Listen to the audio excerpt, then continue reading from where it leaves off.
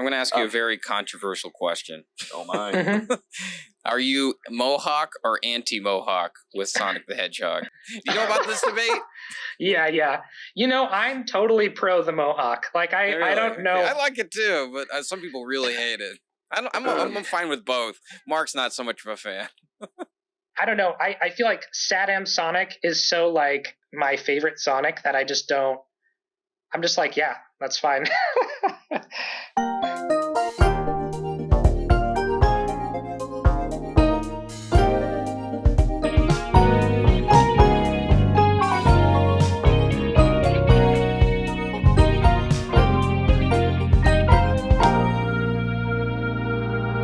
Hello everyone, welcome to another edition of Sonic Historian, the show where we decide if Sonic was ever good. I'm Radrey, and I'm joined today by my co-host Marc and our special guest, Reggie Meisler. Reggie is a video game developer of the Sonic fan game Sonic SatAM RPG. So, Reggie, do you think you could tell us a little bit about who you are and what your background is?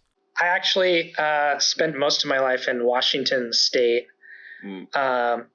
And then I went to California after college to get a job because I went to college for game development, but I got out of college around we were still sort of in the recession. And so even though Washington has a lot of game dev jobs usually, there was kind of not a lot. It was slim pickings over there. So I was just lucky to get something in another state. I am a professional programmer, and I work on games, so it kind of lends itself to the Sonic RPG work.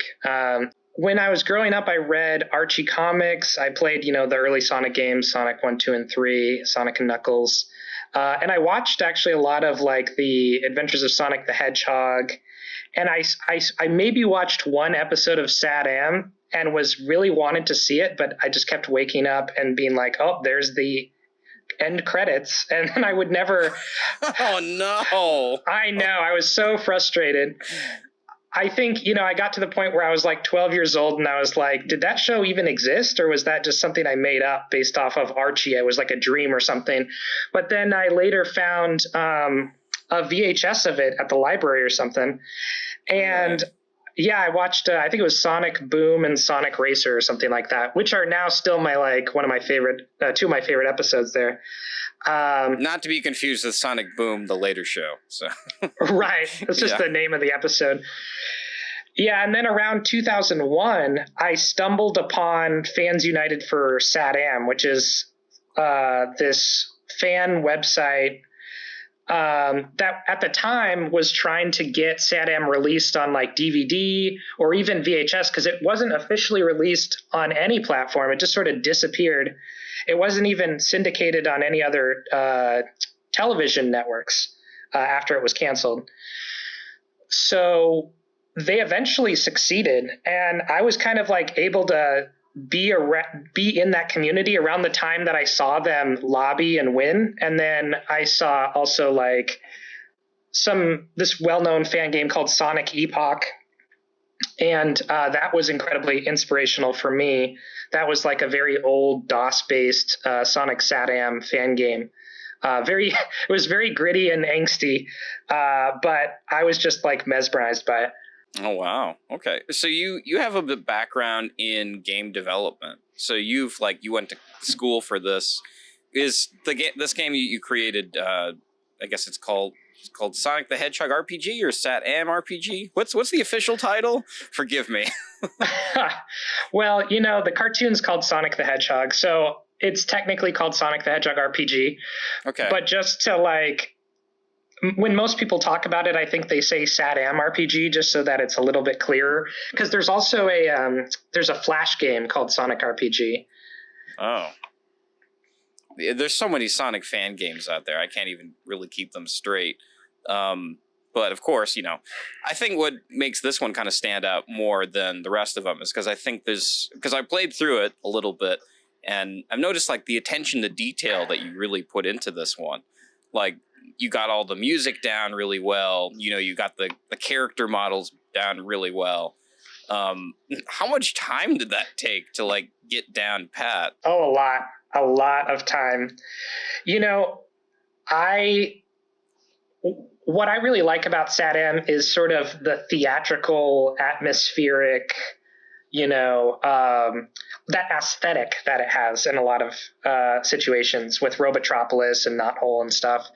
And I really wanted to capture that, but it's like it takes a lot of effort. And a lot of kind of like with Sonic's theme, for instance, the da da da da da da da. I must have redone that theme like from scratch 6 or 7 times because I felt like it was slightly off. Even now, I'm like, is that even how it goes? Like, I'm like, is that even quite right? Like, is the sound balance correct? I just get a little obsessive about trying to capture like at least the emotional component. Because I remember it just like watching episodes like Sonic and Sally or Sonic Racer or something just gives me a feeling, and I want to just sort of replicate that feeling. Well, because I think SatAM was like one of the first, like they wrote the cartoon as like a movie, kind of like in this sort of like Don Bluth kind of style. Back then when I guess, I don't know, I don't really watch cartoons today. Like what's popular today? Gumball, Steven Universe, Teen Titans Go or something. You don't really see, because like they had a lot of this kind of dark, I guess you could say kind of gothic storytelling. They had these very dark stories. Of course, Don Bluth's philosophy was when it came to like making cartoons was you can have really dark stuff in cartoons, but as long as there's a happy ending, you could still call it children's material. So right. I think that's what I'm guessing that's probably what the creators behind it, the guy's name is Jen Larson and a couple of others. I know there's like Ben Hurst and a couple of other writers. Are you quite familiar with a lot of the people behind the scenes after doing so much research on SatAM? I know a bit. Like I know Ben Hurst, I know Lee Jansen. I think you were thinking of Lee Jansen. Is it Lee Jansen? Okay. Or Len Jansen or something like that. Yeah, actually, I don't even know. Okay, so, but yeah, I didn't quite get as intense about figuring out who all worked on the show. That like the people at Fuss got really intense about it. That's how they called up all of these like story writers and all of these like, people who did like they even called up the musical composer Michael Tavera, and they got him to like send them some of his like old recordings, and that's why we have these like high production value versions of the SatAM music just here and there out in the world, is because they asked him for it specifically. Really? You had said that perhaps your earliest exposure to the SatAM cartoon was the episode Spy Hog on television, according to your website. Right. That would be one of the later episodes of season 2, and I believe it was actually written by Ben Hurst, who later went on to actually be quite prolific that season. I believe he actually even did the season finale. Following that, like, how close in communication have you been with Ben Hurst, and how much of an influence do you think that his writing has had on this game? Oh, I haven't. Well, so Ben Hurst has passed away several years ago. Yes. And I never really was in communication with him. I just kind of read the communications that were done by Sonique and some of the other people from the Fuss group.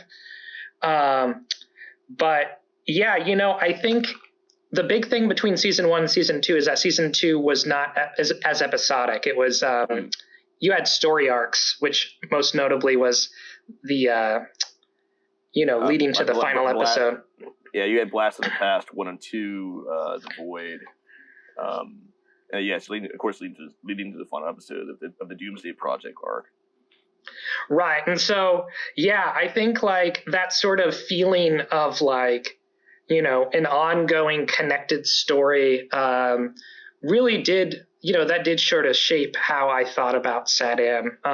Because I remember watching Spy Hog as the only episode I saw as a kid and being like, oh, I got to see the next one. And then, of course, I didn't see it till many years later. Season 2 definitely did contribute a lot of world building to me.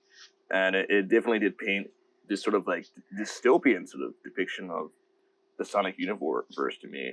So for someone who hasn't actually seen the SatAM show, do you think they could also enjoy your game? That's a good question. Like, I was hoping they would. And, when I originally, I've been thinking about this game for like years and years, just on and off, and not like fully committing to working on it.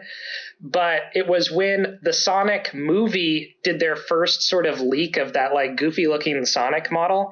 And then everybody was like freaking out. And I think that's what kind of motivated me to say that like the series was like, the Sonic was like mishandled as an IP, and I was just sort of it lit a fire under me to be like, no, this is I need to like, there needs to be a different Sonic. And I think that's kind of what I was hoping, is that there would be new fans to Sonic SatAM if I like sort of renewed a perspective on it. I mean, all of us felt that way in several ways. I mean, many of us have been feeling that way since I guess since the end of the original run, since like Sonic Adventure. But yeah. I mean, I have too, basically. Have you developed any other games prior to the SatAM one? Well, I went to college to study programming from a game development lens, and so each year we had to work on a game of some kind. And in year 2, 3, and 4, we did teams. So the first year we did our own thing.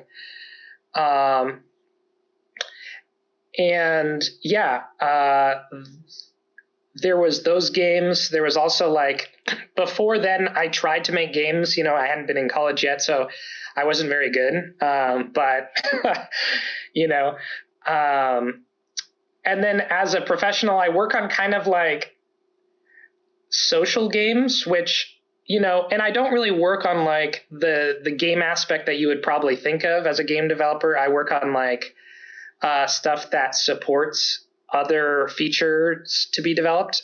So like I write code on like a server that helps people who are writing features for the game write their features. So I interact with like database stuff or like things like that. Okay, so you're more familiar kind of like with code rather than it is like creating stories or characters or developing, puzzles as well. Can I say that? I would say like I got a real taste of it in college because everyone was trying to wear many hats, and there was a lot of like people who were game design majors, and so they gave me a lot of thoughts and sort of, and I always kind of had like various like opinions about how certain games worked and how they didn't work. But yeah, I definitely like, one thing that I struggle with to this day is like creating a compelling map. Like I have to try it like several times, figure out where all the boundaries are, what works and what doesn't work, and then sort of start over. So you're more of a software engineer. Yeah, I would say so. So Reggie, are there a number of people who are involved in the workings of this game? So it started out, and the first demo in 2019 was just 100% me working on it. Wow. And then after that, I met Jacob Berkeley, who is someone who helped me sketch out kind of like a story that for the whole game, kind of like a general plan. Yeah, besides that, like when Jacob and I started a Discord, and then now we have that community. And for the 2020 demo, a lot of people in Discord helped out with sprite work, concept art, sound rips from the show, which is really helpful, and some tile art as well. And so, yeah, people there was a lot of help in the 2020 demo, but nobody's like sort of on the team permanently. They kind of contribute when they can, So it's not like you have people on payroll or anything. Right. And I don't want to do like a Patreon or anything like that, because there's this thing called Sonic Amateur Games Expo, which is what we released to. And if you do a Patreon, they don't want you there because they're afraid that, Sega will be like, hey, you're making money off of Sonic IP and you're advertising it. They just want to steer clear of those sort of legal implications. That's interesting. Okay, yeah, because I know that I've seen some Sonic projects out there that have Patreons. I'm not really sure that really helps or contributes to anything, but I'm not sure. I mean, I haven't run a successful Patreon campaign, so. So, Reggie, can you tell me what are your biggest influence outside of Sonic for this game? Well, I think, there's Mario RPG, I think, is probably the one that most sort of fits, right? Paper Mario similarly. Paper Mario because it's like Mario RPG but more accessible. I used to say Chrono Trigger, but I feel like Mario RPG is just a better gameplay fit to sort of what I'm like looking at. Definitely playing some of your game, Sonic and the character's ability to actually interact with the playing field does feel very Mario RPG-ish, especially the dashing and spinning and also evading enemies. I also think of a little bit of like Breath of Fire, but like the Breath of Fire series. Mm-hmm. I never played that one. Oh, Breath of Fire is pretty good. Is it? Yeah, so each character potentially having their own unique ability to interact with the field and or affect enemies that are on the screen. Feels very much of a combination of Mario RPG or Breath of Fire. Also, what you have these sort of like active cutscenes or events a la Shenmue that sort of like capture the speed and action of the TV show. Right. Yeah. I realized after the sort of 2019 demo that I'm like, wait a minute, I don't have any opportunity to feel Sonic running. Like, this seems like a problem. So I tried to make sure to add that in. I'm sorry for interrupting. Yeah, go ahead. I played a little bit of your 2019 demo, and that in comparison to the 2020 demo are quite a big leap, actually, substantially. Yeah, that's the thing that's really cool about, I think, as you work on a game and you're sort of building up your own tools and your own, like, you start to learn how things work, what things work and what things don't. And then it makes it just sort of easier and easier to add content. So in 2019, it was a struggle to add as much content as I had. But then in 2020, I really took better advantage of the level editor that it's like a free level editor called Tiled. And that really helped a lot. That made it so that I can make a lot of more complicated, diverse levels. I'm sorry, so around what time did you meet Jacob, or when did Jacob start contributing to the project? I want to say it was like October 2019 or something. So that must have changed things quite a bit then. Yeah, so Jacob really had a lot of interest in sort of building out the story and making some really interesting characters. Like, for instance, in the 2020 demo, there's those robots that forget things, right? And there's the child robot and stuff. And that was all Jacob's idea. And I think Jacob has really added a lot of personality to even little moments in the game, which I think has been really helpful. Yeah, definitely. There's definitely a lot of personality involved, even right from the very beginning. I do get vibes of early SquareSoft games, and I don't know. Already captures this very nostalgic vibe to me. So thank you for that. Or excuse me, thank you, Jacob. Yeah. If you could define what Jacob's role is, what would you say that is? Just like scriptwriter, or he helped come up with the general plan for the game's story. So sort of mapping out all of the major points that we'll have to hit. Assuming that it's a full scale RPG, right? And then with that, sort of developing characterization for these characters, because I already had this. When I did the 2019 demo, I had this very loose idea of I want to have a story that takes place between season 1 and season 2, and I want it to be about this is going to be like a little bit of a a spoiler. I don't know if like that's a great idea, but that's what you guys came here for. It's an exclusive. I don't know. If anybody makes, go on. Well, we should make like a spoiler horn or something to sort of like play in the background before we say something that's gonna ruin a game. So get on that, Radley. I mean, I'll do it. Don't worry, I'm editing this. So. Do play like a chime going spoiler incoming. So. Yeah, I'll put it at the end. I'm getting actually also from playing your demo and also from what you've told me regarding those aforementioned spoilers. I'm getting some Metal Gear Solid vibes here.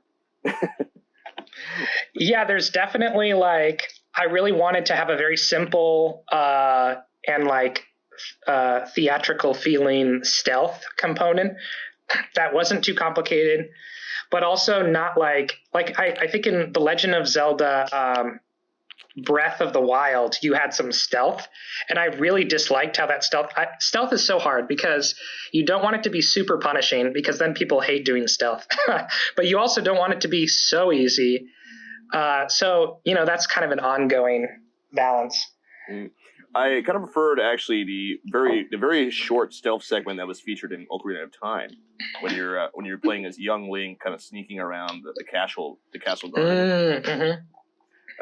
I really enjoyed that, and I don't know if you're actually familiar with the unreleased game that was made by Sega Technical Institute called Sonic 16. That was actually a essentially it was a game pitch for a SatAM sort of stealth platforming game. It was done by some of the team that later went on to do Sonic Spinball. They did Sonic Spinball prior, but they did want to make another SatAM-based game. So it included Sonic sneaking around Robotropolis, and it was actually supposed to be more of a slow-paced game. Yeah, I've seen the video for that, and I think that was a little bit of the inspiration for, maybe we could do, especially, in the Sonic 16 video, there's a moment where like Sonic has his back to the wall and then looks, and then the camera pans a little bit. That's sort of what inspired how that mechanic works in the 2020 demo. Yeah, I'm actually watching it right now because when I was playing your game, this is immediately what I thought about. Mm-hmm. So mission accomplished. Yeah, pretty cool. Because even like in the game when you're hiding behind pillars and you're trying to evade those cameras and the SWAT bots with their flashlights. Yes, it immediately reminded me of this video.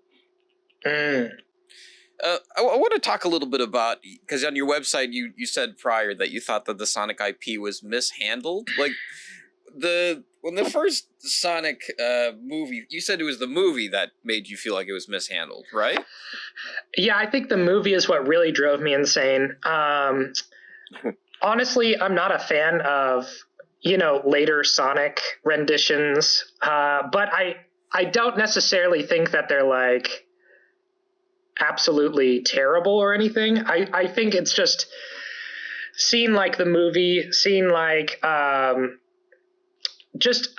don't know, for me, like Sonic in a human world, that really rubbed me the wrong way when I was a kid. And I think that kind of like was the sort of that was one of the big decisions that I thought like, I just can't, that's just not, I can deal with a lot of changes, but like having like just Sonic in San Francisco, I mean, that's just too bizarre. Like, it's just too strange. So, I mean, and that's just my feeling. Like, I know there's a lot of folks out there who are real, like, Sonic pluralists, and that's totally fine, but that's just sort of not how I feel. All right. Well, what were your first impressions about, say, playing Sonic Adventure and, like, seeing Sonic, like, in Station Square with... I think the gameplay was super cool. I just thought that, like, after the Archie comics and Sonic SatAM and seeing, like, what you could do with a Sonic world like Mobius, I just felt like, why throw all that away? There was so much to use in those, in the cartoon and in the comics. And it just felt like the stuff that they replaced it with was so haphazard, like just strange. Like I didn't really get it. I have mentioned this before on one of our previous interviews, how during the 90s with the Archie comic and, yes, the SatAM show, there was a significant amount of world building that Sega America had accomplished. And unfortunately, I don't think that Yuji Naka particularly approved of any of it or really wanted to have anything to do with it. So hence when the later games came out from Sonic Adventure, yes, as you're correct, it wasn't utilized. If, say, Yuji Naka and the Sonic team had utilized it, how different do you think the fan reaction or the success of this series would be? Oh yeah, that's a great question. I mean, I'm biased, obviously, right? Like, it feels like young Sonic fans are just 100% different from my own opinion on things. Some people really like that there are humans in the Sonic world, and I just don't connect with that at all. So I don't really know, because Sonic is kind of popular for a large group. So, and it's not like people don't have the opportunity to like get into SatAM now. But so it's hard for me to say. I think it would be super cool and I would be really into it. But with other people, I don't know. It's, who knows, I guess. Definitely something like, I mean, I'm very half and half. I definitely do like Japanese Sonic more. However, I think that by going full circle and including the original American comic lore into the mainstream Sonic games, it would be quite interesting, and it definitely would be a very successful throwback for long-term fans. Some of the designs, such as Rabo, which is my favorite, the half robot, half bunny, are really cool. I feel like, people, what I've heard is that what people don't like about Sonic Colors or some of these newer Sonic games, which are pretty cool looking, is that they lack depth of story, depth of characters. Oh, definitely. And I feel like you would, if you just had that same sort of thing, but you had like the Archie characters in the Archie world, I think it would be freaking awesome. It would be so cool. You could have like, I mean, the enemies alone are just super cool. Like Ixis Nagus, Mammoth Mogul was super cool. You had Archie. you had the whole like storyline about trying to get the Sword of Acorn, and like Sonic was like fighting Knuckles over it. Just like there's a lot of like really, or Mecha Madness. There was just so many like cool moments that would just translate well to a game, it feels like. Oh, absolutely. I do feel that Japanese Sonic storyline, half of it is quite nonsensical and or a bit psychedelic in a way. Maybe that's why I like it, actually. But it's very non-linear. Yeah, it's true. Unless you're following the Shogakukan, story. That one's a little weird. That's equally. I read what you sent me, and I'm like, there's a lot more of that. I should like put it up on the internet. Yeah, send the rest of that to me. Yeah, no, it's really weird. It's like real Doraemon stuff. Like, supposedly, like I was telling, I guess you never heard of Doraemon, but Doraemon, for some context, he's like an electronic cat from the future who tells this kid named Nobita, because he's going to get old and his life is going to suck. When he gets older. It's all because he didn't study. He didn't study in school. So basically, yeah, you're going to marry an ugly chick, you're going to be poor, and you're going to kill yourself. I'm serious. This is the story. So, oh my God. And so what it is, wait, am I wrong, Mark? Correct. Fill me in if I'm wrong about the Daimon lore. First of all, Radley, it's pronounced Doraemon after Dorayaki. Doraemon? What did I say? Oh, sorry. You said, I don't know, you mispronounced it. Okay. But anyway, no, Doraemon, a cat from a robotic cat from the future. That's right, yeah. Takes Nobita and his friends on different adventures by utilizing different tools, such as a flying carpet-esque time machine, and also what the infamous Dokodema door. Dokodema meaning go anywhere door, which does exactly what it sounds like. Anyway, yeah, essentially it's sort of a sci-fi-esque Mickey Mouse kind of adventure-like series. Right. Well, the way it relates to the Shogakukan Sonic is that what it is there's this character named Nicky, but that's Sonic, but he's in the past, and only he comes back in the future. Sonic comes back from the future to visit his old self in the past to fight the bullies that bullied him back in the day. It's a really confusing story. Oh, I see. So that's how it relates to Doraemon. Hedgehog. Oh man. Was it the first comic you showed me was like him and his girlfriend or meet a bully, and the bully starts sexually harassing his girlfriend, and then he transforms into Sonic. Well, that's like the old version of him. He's coming back from the future to protect himself. Yeah. Oh man, that's what I mean. Like Japanese Sonic lore is like what? It's so bizarre. What? Okay. But do you see the Doraemon connection? Yeah. I mean, I kind of get it, but I mean, there definitely isn't really much of a sense of world building. It's more of just like this is happening, and that happens in Sonic Adventure. That happens in Sonic CD. Right, it's like they don't want to have to. Yeah, it's like they don't want to have to like build to something. They're just like, look, I want a scene where Super Sonic is fighting the big monster. I don't care how it happens, right? Like, yeah, there's no consistency between the two games. It's like in Sonic Colors, he's like using alien transform into a buzzsaw and a rocket, and essentially the description of how that happens is just like a little paragraph summary in the opening intro. Anyway, I digress. Hi, Reggie. Hi. Right. So, Reggie, what is it that made you feel that, SatAM was ripe for an RPG adaptation? Well, I feel like one thing about SatAM is that it has very atmospheric locations. Like, there's a very clear sort of feeling about, I'm in the Great Forest. I'm at Knothole. Knothole feels very warm, very friendly. Robotropolis feels very oppressive, very dark. It's like never daytime in Robotropolis somehow. So I think these locations make it feel like you can just imagine. You're like, okay, I do my missions in the city area, and then I come back to Knothole to sort of refill my health, etc.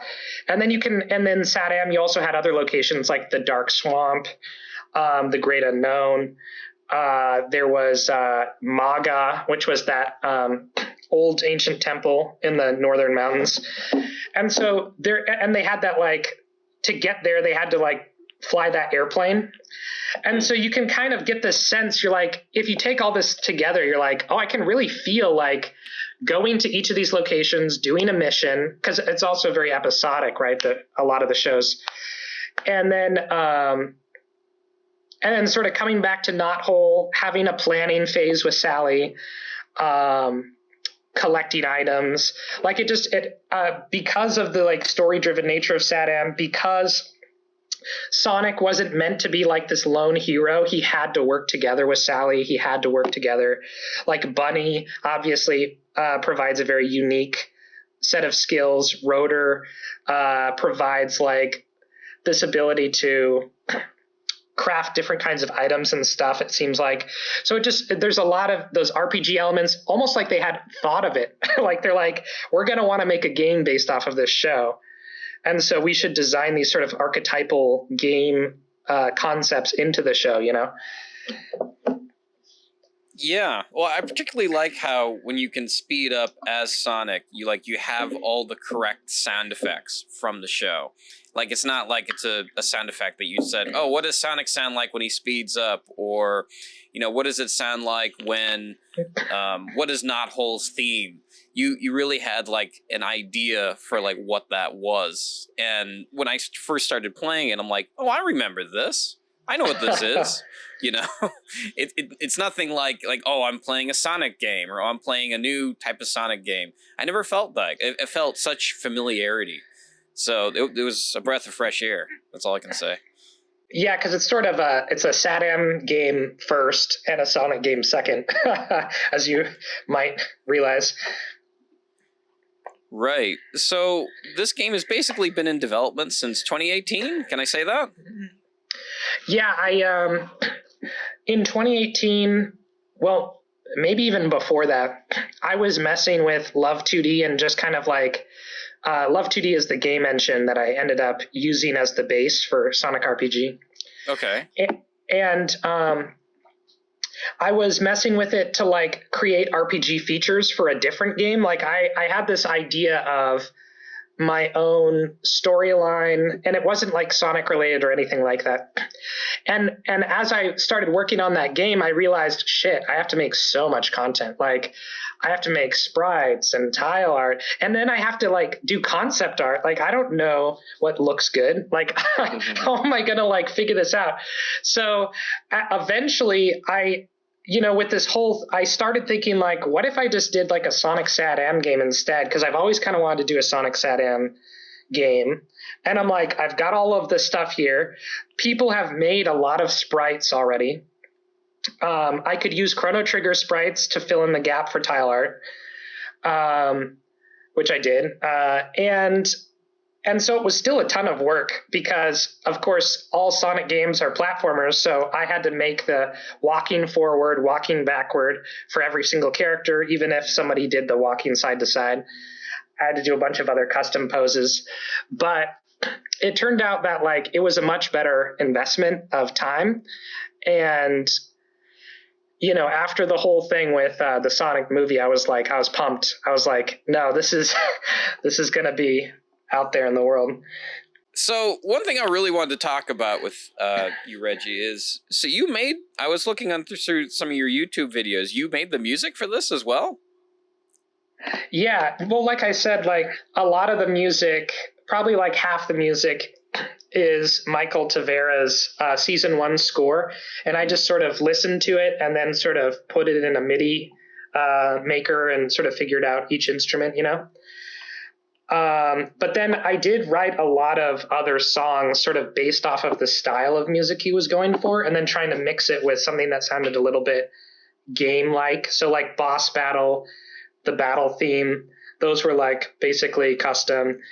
I also did the SWATbot Factory music, all the music in the Forgotten area of the sewer. I did that music.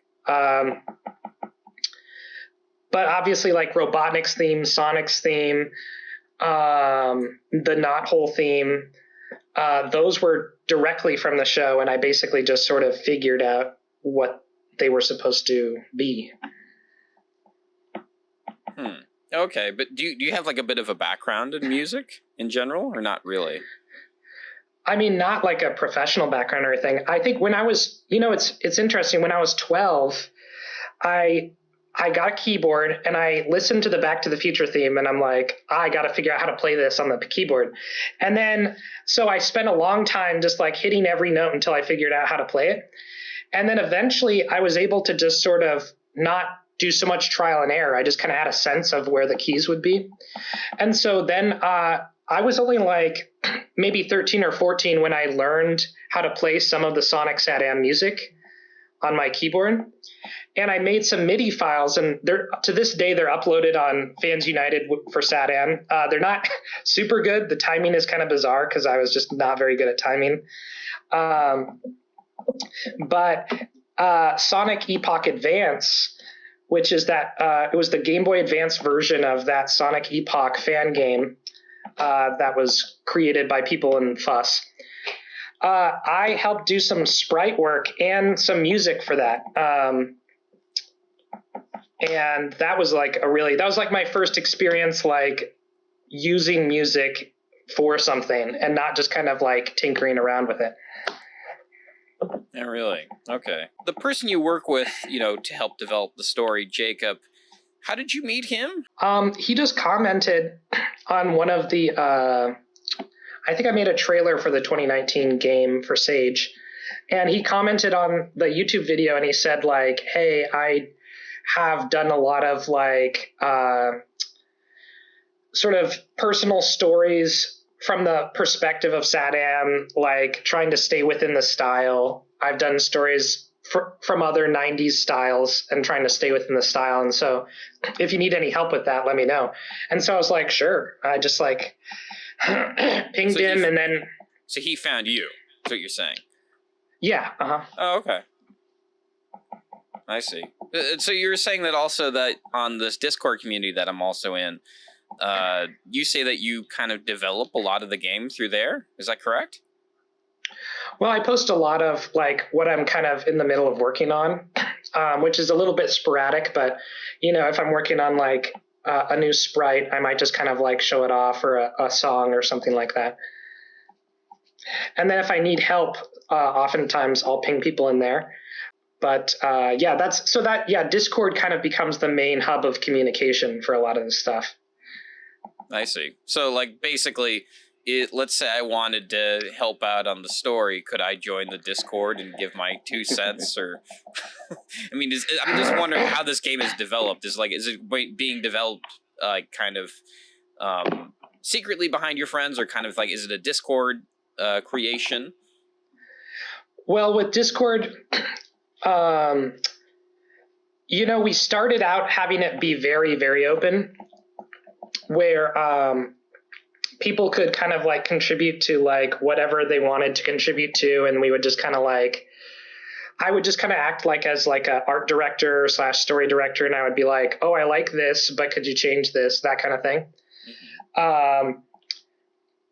But at this point, so much has already kind of like been figured out that I think there's kind of less of that activity at this point. Oh, okay. All right. Yeah, because I found it very interesting that you said that you have a very active Discord that, seems very engaged in the creation of this game. Okay, I think that's a good place to end it. I want to thank everyone for listening. Be sure to check out the most updated build of Reggie's SatAM RPG game in the description below. Also, come be a Sonic historian today by joining our Discord, not only to help us make a better show, but to additionally assist us in getting all the Sonic facts right. You can find Mark and I's social media, Twitch, Instagram, Twitter, in the description below. But stay tuned until after the music for the spoiler section, where we talk about possible game spoilers.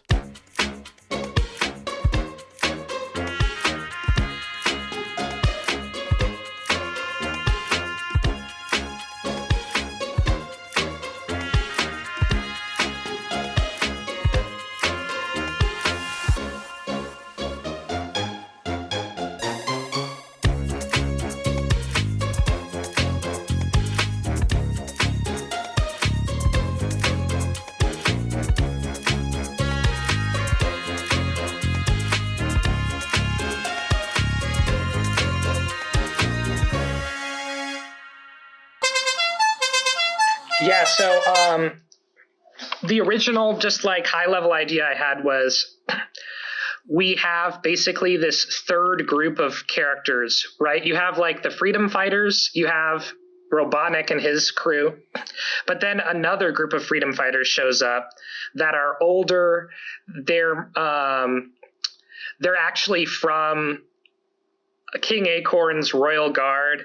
And so it makes the other freedom fighters feel, especially Sally, feel like she's inept, like she is not good enough. They start criticizing how things have been done. And eventually they sort of take control of the sort of the freedom fighters operation. And this group of like, former Royal Guard folks, Jacob had some really great ideas about how to like characterize them in various ways. So that was really cool.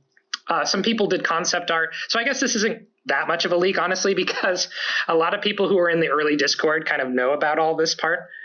And then, of course, the real, even this may not be a total leak, but basically this crew of the Royal Guard turns out that it's actually from the War Claws group, which is during the Great War that Robotnik was helping King Acorn fight when he was the war minister.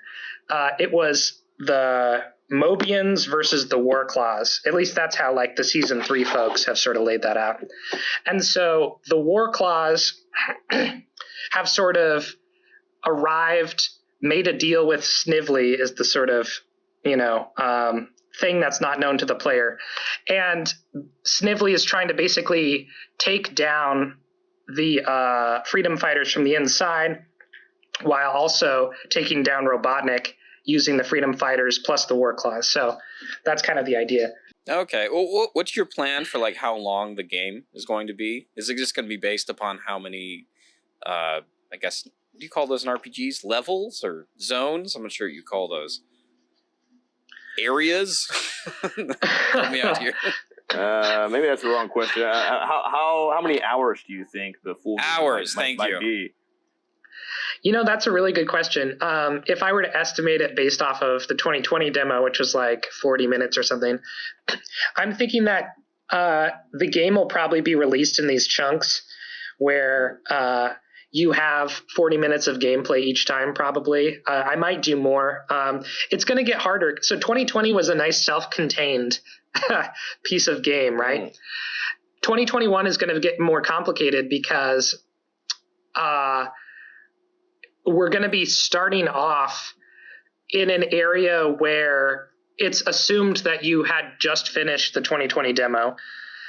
And then you're also going to have non-linear gameplay. So like if you finish the 2020 demo, I pretty much know what you've been able to achieve. But once you get to pass through the 2021 demo, there's a lot of things that you may have done and things that you may not have done. So I'm going to have to start to think about like, if I do this sort of episode style release, how I'm going to like bridge people's saved games from one demo to the next or something. Right. So episodic releases. Yeah. When can we see the first episode? Well, I would say the 2020 demo is basically the first episode. Yeah. And then 2021 will be episode 2, and then it'll just go from there. For somebody who's younger, what do you think it is they would like about this game? Oh. That is a good question. Like when, for example, if somebody who grew up, like they think Sonic X in the 3rd season with the Cosmos stuff, that's their jam, right? Right. That's sort of what I asked earlier. I mean, somebody who, how much does a person have to be a fan of SatAM, or how much exposure do they have to have of it to enjoy this game? Or do you think it's necessary at all? Perhaps this game would be a nice introduction to SatAM for some people. Yeah, I hope it's a nice introduction to SatAM for people. I think if your jam is like the sort of DBZ Sonic style stuff, hopefully, this is clearly like not anything like that. So hopefully like you like it just for what it is. It's because it's very different, of course. So the storyline behind this game, is it kind of taking a little bit from the what's it called? The Fans for SatAM United, or forgive me. What's the acronym? Fans United for SatAM, right? That's right. Uh-huh. Okay. Are they kind of, because I know they have an ongoing comic they've been doing for decades. Excuse me. Is it kind of using the same kind of story from that, or is it a completely new story? Oh yeah, it's a totally new story. You know what Fuss and Season 3 have wanted to do forever is make a Season 3, right? Make what happens after Season 2. Mm-hmm. Oh, that's right. You were saying this takes place during in between 1 and 2.